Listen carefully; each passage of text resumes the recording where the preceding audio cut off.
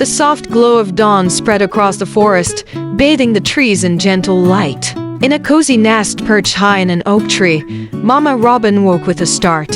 Her heart skipped a beat as she glanced around. One of her babies was missing. "Chirpy!" she called, her voice trembling. The other baby birds chirped nervously, huddling close to her. "Where's your brother?" Chirpy, the smallest and most curious of the brood, had been restless the night before, always peeking over the edge of the nest. Mama Robin's wings quivered with worry. She had warned him countless times about wandering off.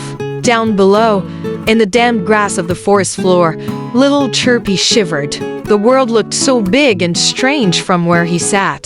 The fall had been scary, but now he was just confused and alone. He chirped as loudly as he could, hoping Mama would hear him.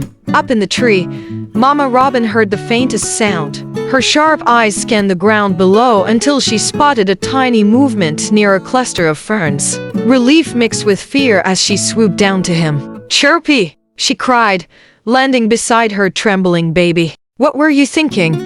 "I just wanted to see the world," Chirpy chirped weakly, "but I didn't know how big it was." Mama Robin softened as she pulled him close under her wing. "The world is big, little one, but you don't have to face it alone. Let's get you back home." With a few determined flaps, Mama Robin lifted Chirpy gently in her claws and carried him back to the nest. His siblings chirped excitedly, nuzzling him as he nestled back into the safety of the family. Mama Robin kissed his feathery head. "Promise me you'll wait until you're ready to fly before exploring again."